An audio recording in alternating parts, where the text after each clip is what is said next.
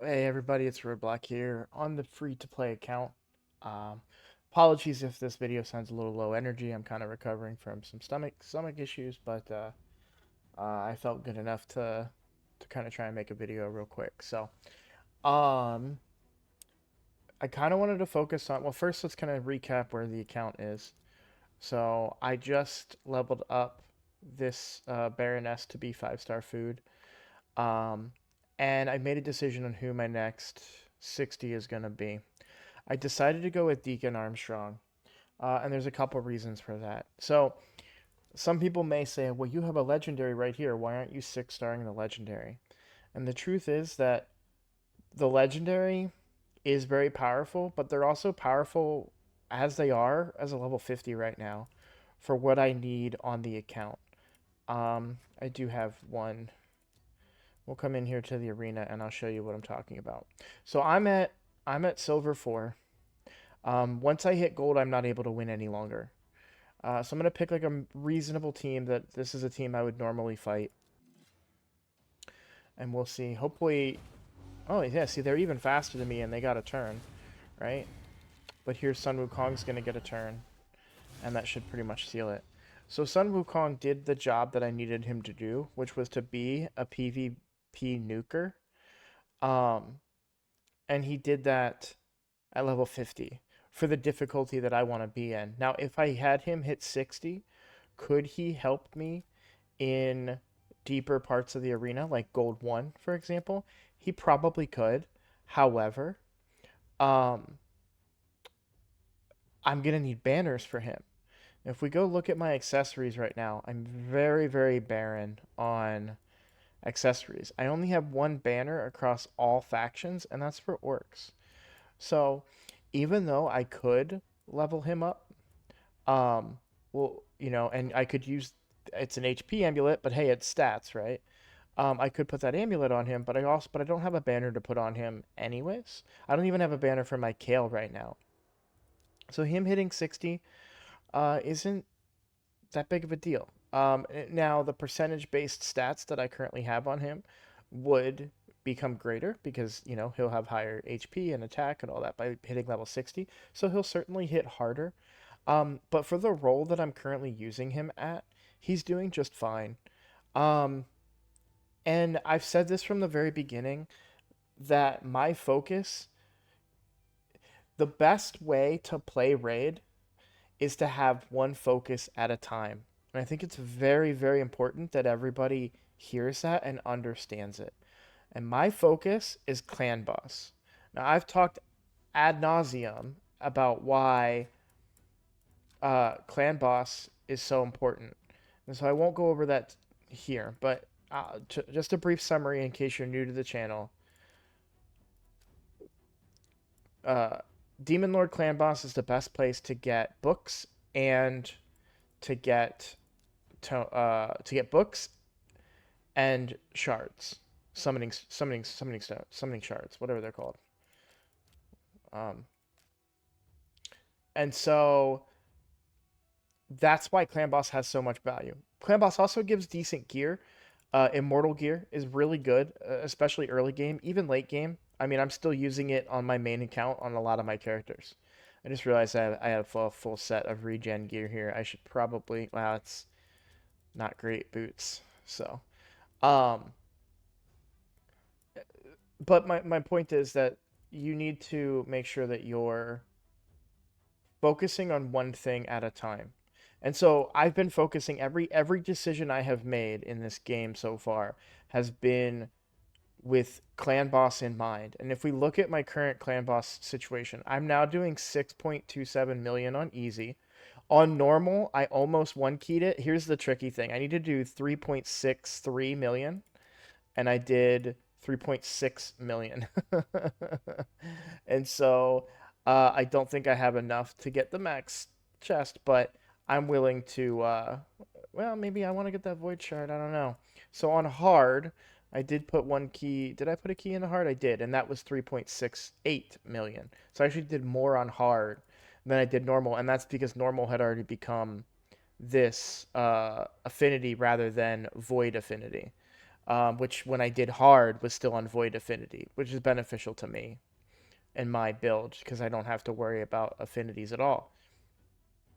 But anyways, if we look at hard, I did 3.68 million, so I'm not going to replicate that, but I will definitely be able to get the warrior chest um, as soon as I do one more key.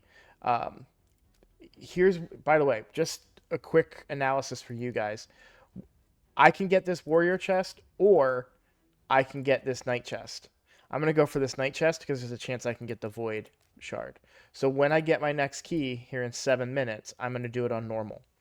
Um, what I would like to do is to be able to one key normal, one key easy, and then put my remaining keys into hard and get as high of a chest as I can. Um, I personally don't believe it's worth dumping all 4 keys into hard.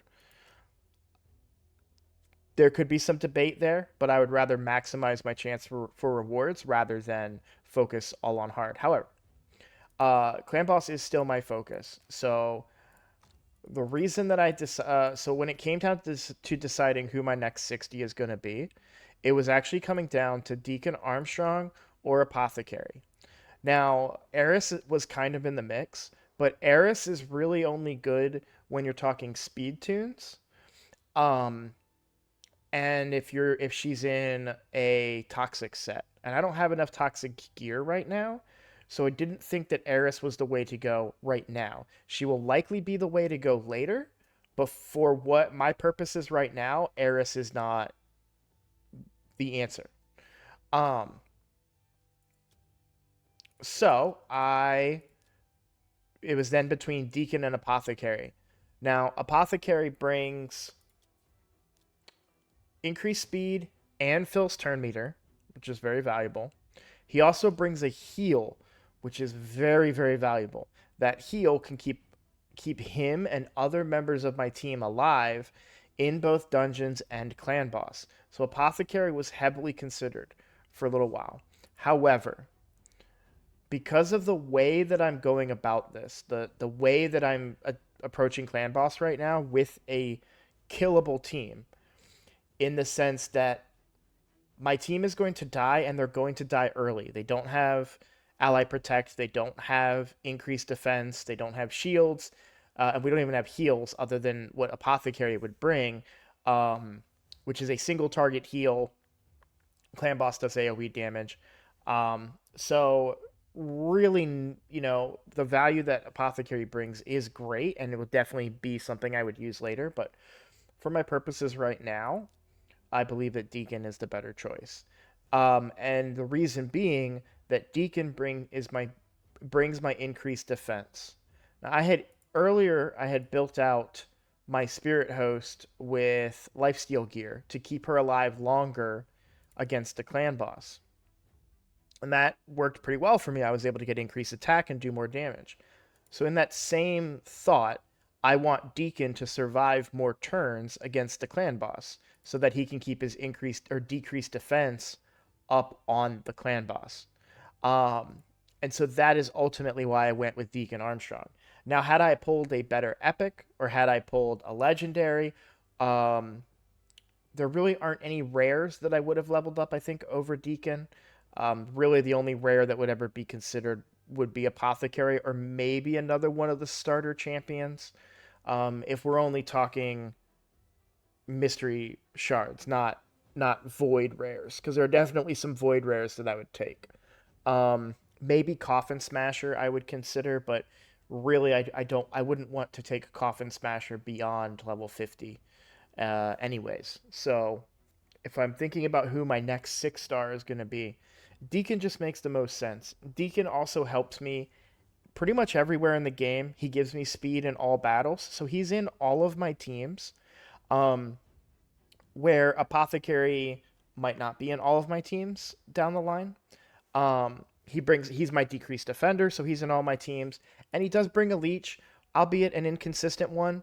But if I'm being completely honest with you guys, as far as my Deacon, I am not going to put. Well, I take that back. If I can help it, I'm not going to put further books into Deacon Armstrong because I don't really care about having books into this ability.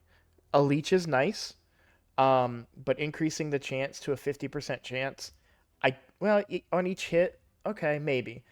I mean, I won't be mad if I put books into him, but hopefully before the next Clan v Clan, I'm able to get more strong epics that I would want to book up instead. But either way, Deacon is a really good character for me right now, and that's who I decided is going to be my next 60. So I leveled him up to 50. Here's his first piece of food right here. But what I wanted to talk about in this video mostly um, was about how to level your champions. So I take a lot of stuff for granted, and I forget that these videos are intended for people that have never played the game before. So I wanted to explain some of the finer details about how to level champions. You're gonna want to farm when you're farming early game. You're gonna want to farm the highest stage possible that you can defeat, within reason. And when I say within reason, what I mean is, let's say that for me, I was farming 12-3 of the Deadlands to get 6-star Kale. This is where I was farming.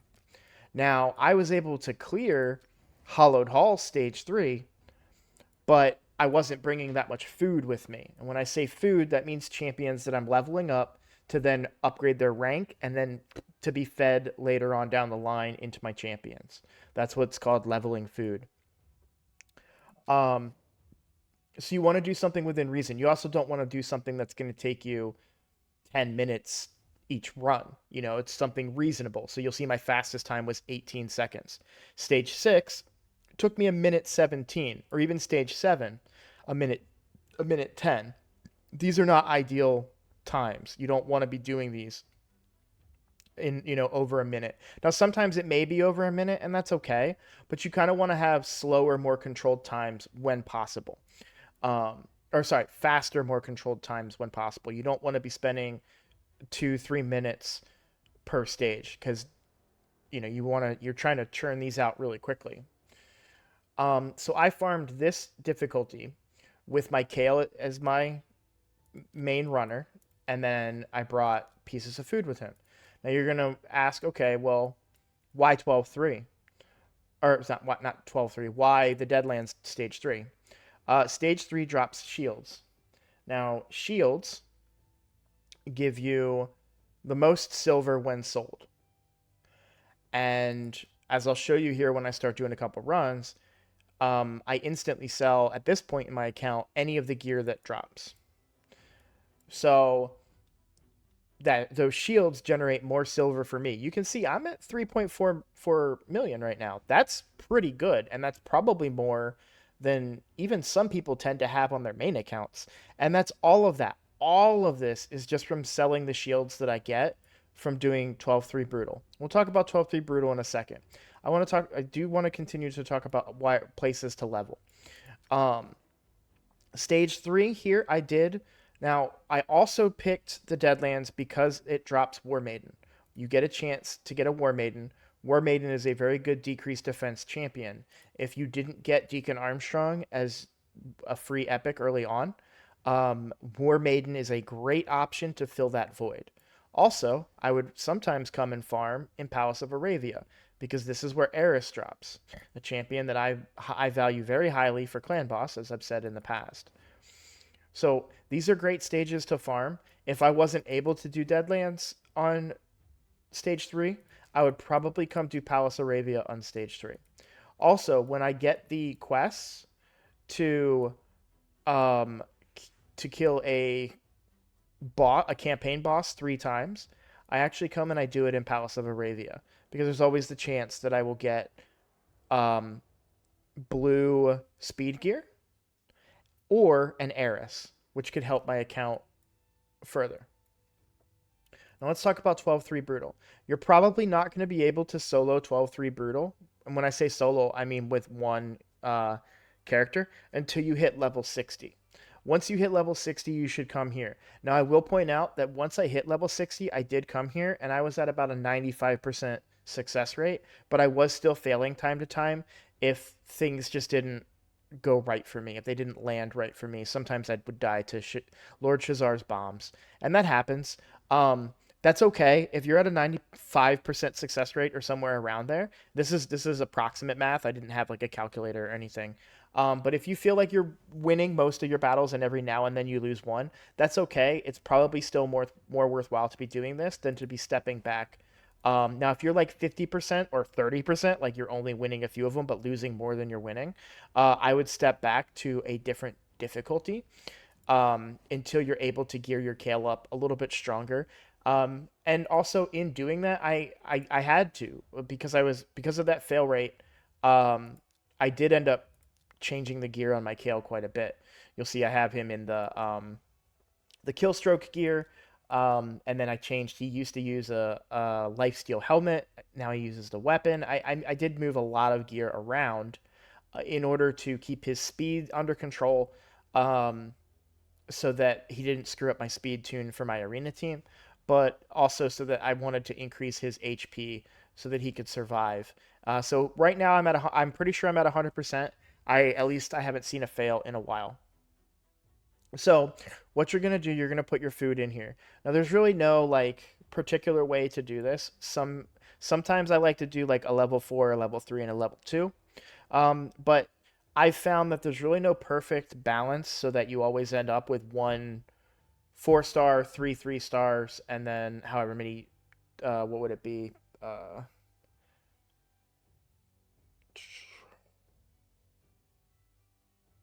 I don't, math is not my favorite subject, so I'm not even gonna worry about. But and then however many 2 stars you need, right? And so, what usually tends to happen is I either get a whole bunch of 3 stars, 3-star food, or I get a whole bunch of 2-star food, and then it's like, oh, I have a bunch of, or well, I guess I would say not 2-star food, but I have a bunch of 3-star food.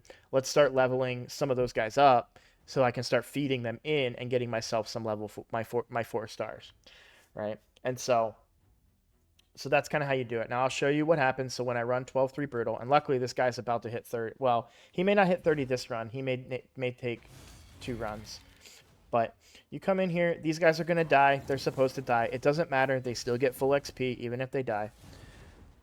And so Kale just kind of does the work.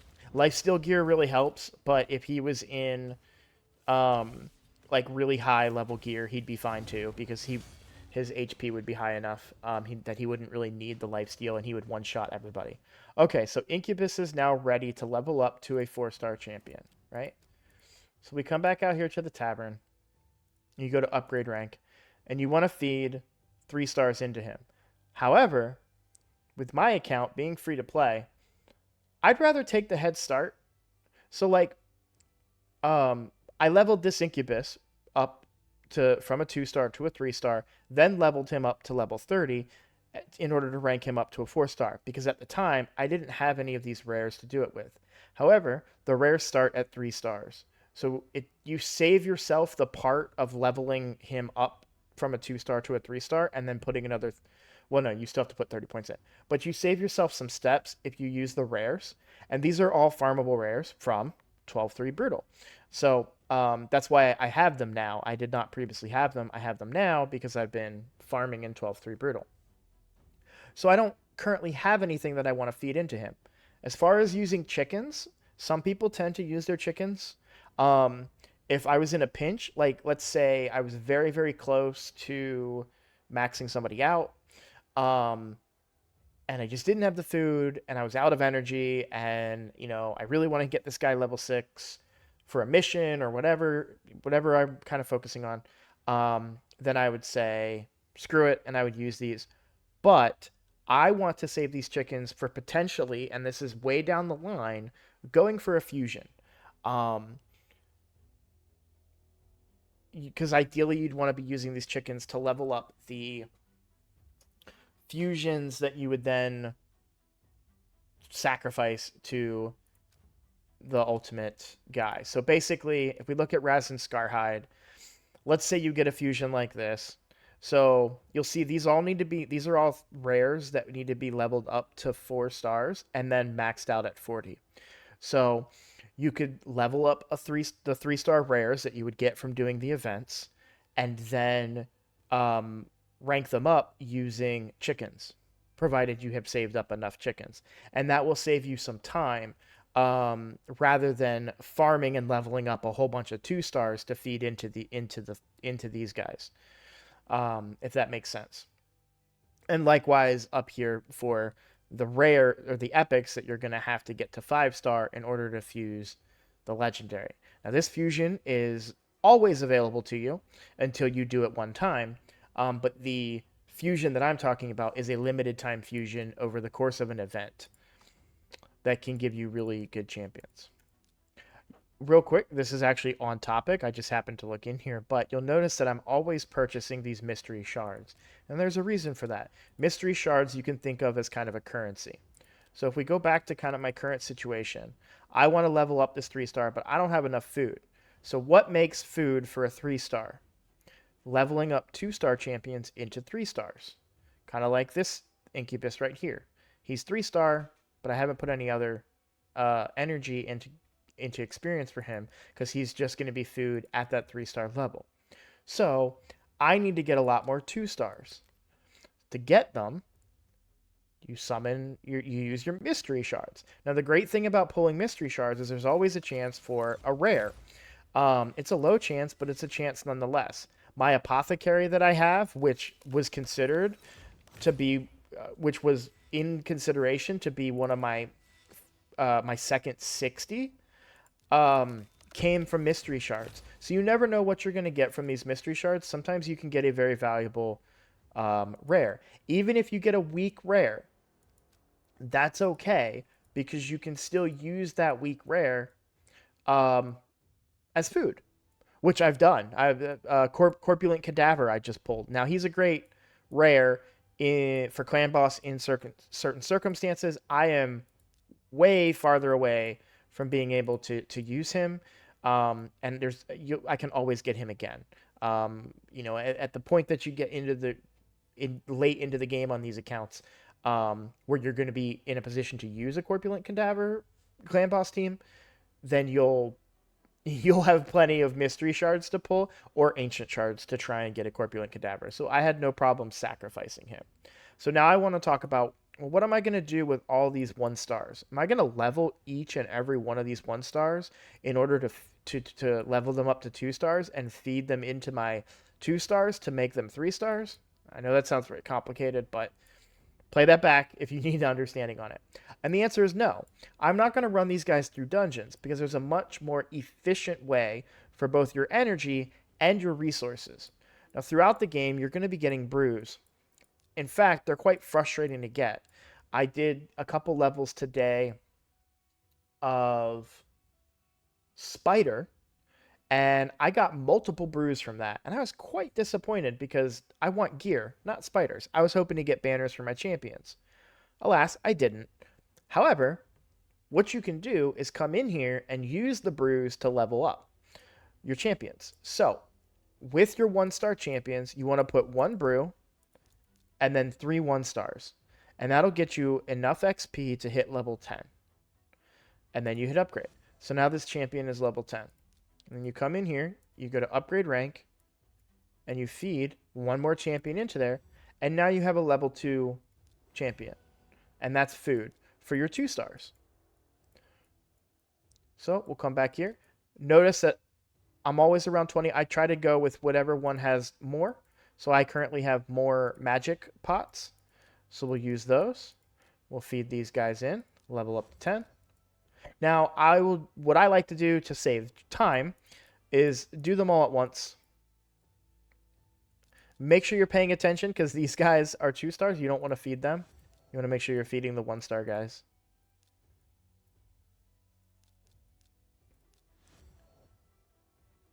All right. So now I want to make sure that I have enough food to level up my champion. So it takes 5 to do it, but I've already done it 3 times. So then I wouldn't have enough 1-stars to finish off. So we come in here. We use these guys. If you're ever in doubt, just go through this process and then see how many 1-stars you have left. So if we go back to upgrade level, it always takes 5 1-stars. Okay, so I miscounted because I was doing quick math. We come in and we have just enough to completely use up all of our 1-star champions. So then if I had a 2-star ready to go, which for the don't do this, guys. This is for the sake of the video. This is a waste of a brew. I want to be clear about this. I am simply doing this so I can show you guys the video. So now I have a 2-star ready to upgrade. I'll come in here and I'll use these guys. So that's a great way to make use of your 1-star champions that you're going to get from the mystery shards. Now, let's say that you get lucky and you pull a whole bunch of 2-star champions. Well, just use them instead. You know, you can always get more 2-star champions. You can get them from farming. Like, that's why I have so many of the incubuses, because they drop from 12-3 Brutal. If we look at 12-3 Brutal. Oops. So you'll see the incubuses drop. So I get a lot of incubuses, and I get a lot of the diabolists and the hound spawns. And so I use them all as food for my account. So that's how you level up your champions. So my next step, I still need one more 2-star to become a 3-star, and then I can take this guy to 4-star, and he'll be food for another champion in the future. So what I will do is I'll go back into campaign. I'll go back to 12-3 Brutal. Now this guy is maxed out, ready to level. This guy is food. We don't want to level him. So now I do want to level one of my 3-stars, but I also need to be leveling some 2-stars. So I'll bring these guys that I know are farmable. I know I have no use for them. I want to save my armigers as books for a later time. So then I'll go ahead and go again, and you just repeat this process. Now it can be a little bit annoying. Some people may not have the opportunity to kind of go through manually and do this. It can take a little bit of time. You're doing, I think it's 12 energy per run. It's either 8 or 12. I know that on my current energy fill, so whenever you fill your energy bar with one of the energy potions, oh, there we go, another rare. This is really good. Those rares are actually very valuable. They save me quite a bit of time. So whenever you refill your energy with one of these potions, you get the max amount, so 110. So going through about 110 energy takes me, at the rate that I'm going at with my current Kale as my farmer, like 15-20 minutes it feels like. That's doing it manually. And you can also do it automatically. You come in here. So you go to multi-battle. It will spend your multi-battles to do this. That may not be something that you want to do. I would recommend turning on the gear selling filter and sell everything. The gear that drops from here, you don't really want it. It has that gear set has been buffed, but by the time you're at a point where that gear set is valuable to you, you're not going to want to use the green and gray pieces that you get from 12-3 Brutal. So I wouldn't worry about that. I would turn on the gear selling filter. For the purpose of this video, it's irrelevant. I just want to show you the edit queue option. So if you go to edit queue, you can tell it what champions to replace once they hit max level. So currently on my team, I've got these champions. When these champions hit max level, they would be replaced with whatever I put in my queue to replace them. Now, again, this uses multi-battles, which are valuable to some people. Now, I happen to have the time and the luxury to be able to just do this manually, so I don't tend to use it that much. But it is an option that's out there for you.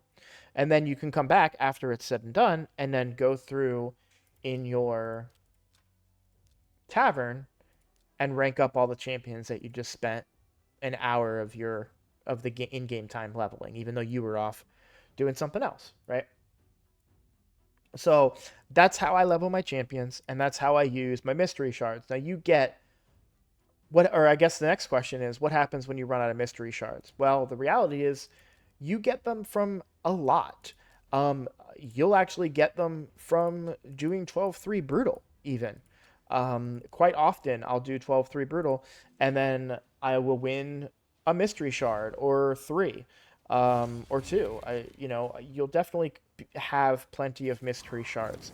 Currently on my main account, I have about, it's either 2,000 or 3,000 mystery shards. So you do stockpile quite a few of them, even using strategies like this, because eventually, um,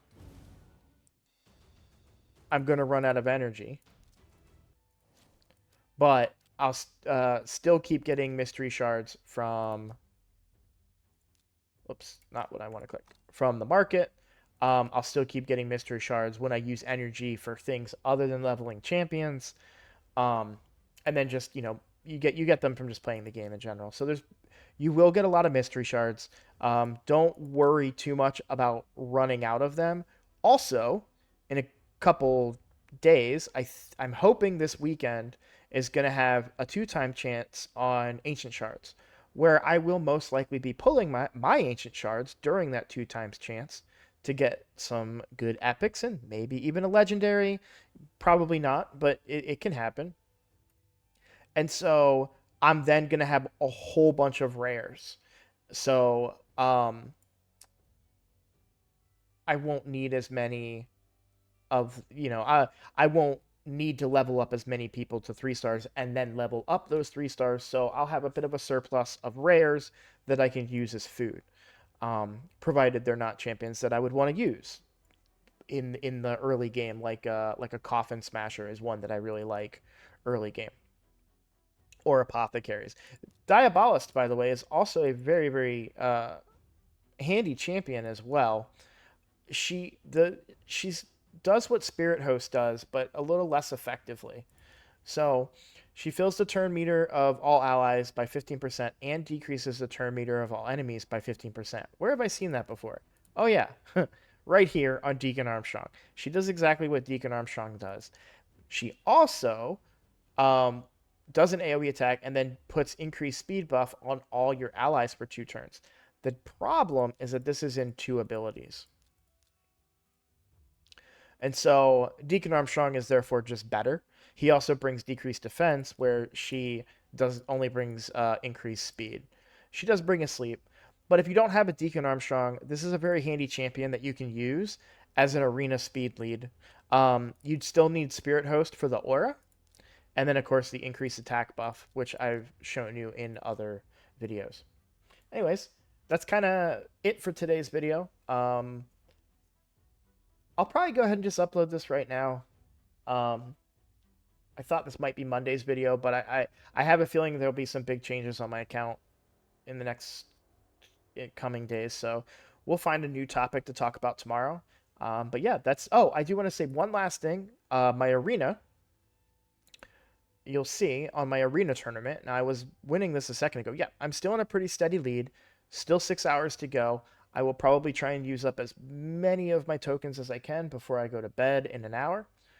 But I really want to get this gear here, so I really want to win this tournament. But even if I get second place, I'm still going to get 4 pieces, so that's pretty darn good. And obviously I claimed all of these rewards. So the next step for me, missions, is to do Dragon's Lair. I'm not excited about the gear it's going to give me. Hopefully they'll have good stats, but, it's not great gear. And then I will be on to the Magic Keep again. And then when we come here to the Minotaur, that's going to be really handy for me because I'll be able to start boosting up the masteries on my other champions. I am getting close to being able to put masteries on a champion with gems. I'm not necessarily saving these gems for that. I'm just saving them because they're good to save. But that is a possibility should I get a really powerful champion, like perhaps a legendary or a really good epic. I might just say, oh, you know what? I'm going to be close to 800. I can boost up their masteries quickly, rather than running Minotaur a whole bunch with them. All right. Well, that is the video. Thank you for watching, and I will see you guys in the next one.